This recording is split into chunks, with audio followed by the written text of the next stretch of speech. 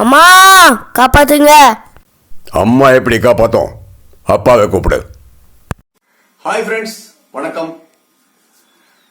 நீங்க அம்மா செல்லமா அப்பா செல்லமா? நான் ஒரு காலகட்டத்தில் அம்மா செல்லமா தான் இருந்தேன். ஆனா அப்பா போய் சேர்ந்த பிறகுதான் அப்பாவோட அருமை தெரிஞ்சிச்சு.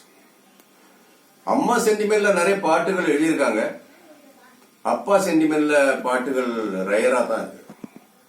நான் ஒரு பாட்டு எழுதியிருக்கேன், அது கொஞ்சம் கேளுங்க. ஒரு நாள்ல ஒத்துக்கிட்டே அம்மாதான் பெத்தெடுத்தது, அந்த சுமையெல்லாம் அப்பாதான் தத்தெடுத்தது.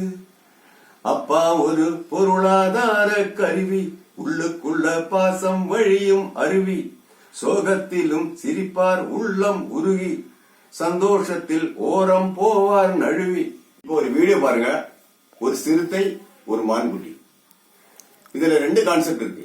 ஒண்ணு ஒரு குழந்தைக்கு அப்பா முக்கியமா அம்மா முக்கியமா, இன்னொன்னு மனுஷனுக்கு அறிவு ஜாஸ்தியா மிருகத்துக்கு அறிவு ஜாஸ்தியா. இந்த வீடியோ கொஞ்சம் பாருங்க. அம்மா காப்பாத்துங்க. அம்மா எப்படி காப்பாத்தோம்? அப்பாவை கூப்பிடு. மரணத்தின் வாசலில் ஜனனம், எந்த தாயின் கடமையும் தடுமாறும். தந்தை இருந்தால் கதை மாறும். இங்கு தன்னுயிர் தந்தும் உன் உயிர் காக்கும் தாயென்றால் பாசமானவள், தந்தை தானே உந்தன் காவலன். கடவுள் கூட உன்னை காப்பாற்ற மாட்டான். கடவுளே காப்பாத்து.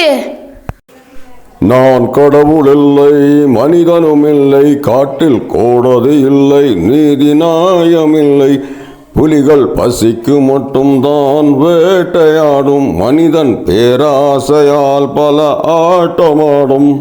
புலிகள் ஊருக்குள் புகுந்து கொடுக்கும் தொல்லை, மனிதன் காட்டை அழிப்பது நியாயமில்லை. ஒண்ணுமே புரியலையே.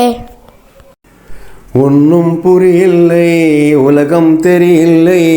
நான் ஒரு அநாத, தாய் தந்தை இல்லை. ஆனால் அந்த சோகம் தெரியவில்லை. என்னை பாதுகாக்க நீ தூங்கவில்லை. நீ ஆசிக்கும் உணவை நீ உண்ணவில்லை. கண்டு கொண்டேன் உந்தன் அன்பின் எல்லை. புலியம்மா தாயே, நான் தான் உன் பிள்ளை. நீதான் ரசித்தாய் என் அன்பு தொல்லை. நம் உறவுக்கு உலகத்தில் பேருமில்லை. அப்படியா? கொடூர மிருகம் என்று பேரனக்கு, ஆனால் எங்களுக்கும் கொஞ்சம் அறிவிருக்கு. மான்கறி என்றாலே ருசி எனக்கு, நேசம் பாசம் தானே இங்கு விதி விலக்கு. மனிதா என்னை கண்டு மாறிவிடு, மனிதா என்னை கண்டு மாறிவிடு. மத ஜாதி வெறி இன்னும் ஏன் உனக்கு, மத ஜாதி வெறி இன்னும் ஏன் உனக்கு. வணக்கம், ஜெய் ஹிந்த்.